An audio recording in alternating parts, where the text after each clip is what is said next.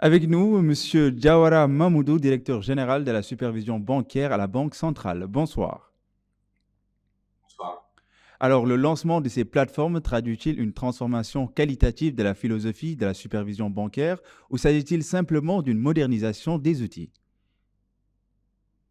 Merci beaucoup. Je vous remercie pour cette invitation. Je salue vos téléspectateurs. Euh, non, cette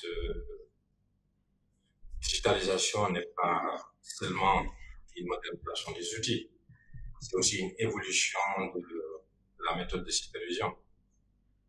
Bien sûr, ce que vous voyez, ce qui est plus visible, c'est cette dimension technologique, avec la digitalisation de la collecte, du contrôle et de l'analyse. Mais au fond, cet échange, c'est le passage vers une supervision beaucoup plus intégrée, plus réactive et davantage fondée sur les risques. La BCM se donne donc progressivement les moyens d'exploiter de manière plus structurée, plus rapide et plus cohérente les données qu'elle reçoit. En un mot, c'est donc à la fois une modernisation opérationnelle, mais aussi une transformation qualitative de l'action financière. Évidemment, donc, quelles sont les limites du recours à l'autonomisation dans un environnement bancaire encore en phase de modernisation? Les limites, je dirais que la première limite, c'est d'abord la qualité des données qui sont reçues. On a beau automatiser, mais si les données qui sont reçues ne sont pas de qualité ou parviennent avec des retards, ça impactera forcément le résultat de l'analyse. L'autre limite, c'est la différence qu'il y a entre le niveau de digitalisation au niveau des banques elles-mêmes. Mhm. Et la troisième, c'est important, quel que soit le niveau d'automatisation ou de digitalisation, ça ne peut pas remplacer le jugement du superviseur. Mhm. On a toujours besoin de recourir à lui-même pour pouvoir faire un jugement d'expert. Alors la question se pose, les plateformes numériques suffisent-elles à instaurer la discipline ou le véritable enjeu réside-t-il dans la culture de conformité au sein des institutions financières? Naturellement, les plateformes et les dispositifs ne peuvent pas se restituer à l'intégrité des dirigeants, la compétence et ce que font les humains. Ça peut accompagner, ça peut aider, ça peut faciliter, mais ça ne peut pas remplacer une culture de conformité avec les institutions. La technologie peut imposer davantage de rigueur, mais elle ne remplace pas la responsabilité des dirigeants, ni la qualité du contrôle d'État, ni l'engagement des équipes.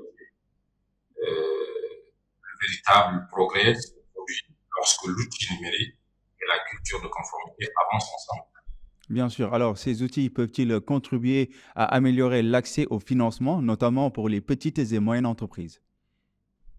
Oui, d'abord avec la plateforme des cautions, mais aussi avec le système d'information sur le crédit qui permettra aux banques d'avoir beaucoup plus d'informations sur le niveau d'exposition des clients et donc pourra indirectement plus facilement accélérer le processus de crédit. C'est ce qui est recherché en tout cas en donnant aux banques ces informations, les banques et les consommateurs aussi, toutes ces informations sur le crédit et sur les expositions sur les clients. Ça pourra faciliter aux banques leur capacité de l'évaluation du risque pour les clients et naturellement plus de facilité dans le crédit. Il n'y a pas que ça, mais ça peut. Bien sûr, bien sûr. Alors, quels sont les principaux risques liés à la digitalisation de la supervision, cybersécurité? Alors, quels sont les principaux risques liés à la digitalisation de la supervision, cybersécurité, intrusion ou mauvaise utilisation des données? Je crois que c'est tout. C'est tout ça. C'est la cybersécurité, c'est l'inclusion et la mauvaise utilisation des données. Mhm. C'est pourquoi, au niveau de la Banque centrale, on a un projet beaucoup plus grand que cette digitalisation individuelle au niveau des transactions. On a un projet de data governance Mhm. dans lequel nous espérons regrouper dans un entrepôt de données créer des accès pour tous les utilisateurs. Ça permettra aussi de contrôler et de mettre des éléments de sécurité dans l'utilisation et dans l'accès à ces données. Donc, globalement, oui, les risques qu'on peut tout de suite voir, c'est la cybersécurité, c'est les intrusions, la mauvaise utilisation des données ou l'accès à ces données-là de personnes non autorisées. C'est pourquoi on a un projet beaucoup plus vaste qui est le projet de data governance, qui à terme permettra de gérer tout ce flux de données et de donner accès aux personnes autorisées. Voilà, donc la Banque centrale dispose-t-elle des ressources humaines et techniques nécessaires pour piloter cette transformation? Le personnel qu'il faut. J'en peux comme preuve toutes ces applications qui ont été déjà développées. PSA, sur les cautions, le système de compte sur le crédit et d'autres plateformes qui sont en cours de développement. Mais ça reste toujours un challenge. Il ne suffit pas d'avoir un personnel actuellement techniquement compétent, mais il faut avoir aussi du personnel pour pouvoir suivre l'évolution, le suivi et l'exploitation de ces plateformes. Alors, l'exploitation de ces plateformes, donc dans quelle mesure cette démarche peut-elle renforcer la confiance des investisseurs et des partenaires internationaux? Elle peut renforcer de manière significative parce que les investisseurs et les partenaires internationaux sont sensibles à trois éléments.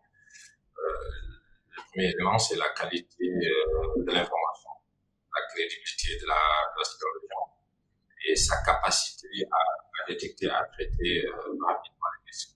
Or, avec la digitalisation, on améliore la fiabilité des données d'abord, la traçabilité des opérations et l'harmonisation des pratiques ainsi que la réactivité des contrôles. Et là, on voit donc un signal fort, celui d'un système financier bien structuré, plus transparent et davantage aligné sur les standards internationaux. Bon, cela ne remplace pas les réformes du fond, mais cela renforce très nettement la crédibilité de l'écosystème. Bien sûr, et pour terminer, quel indicateur conviendrait-il de suivre pour évaluer le succès ou l'échec de ce dispositif dans les années à venir?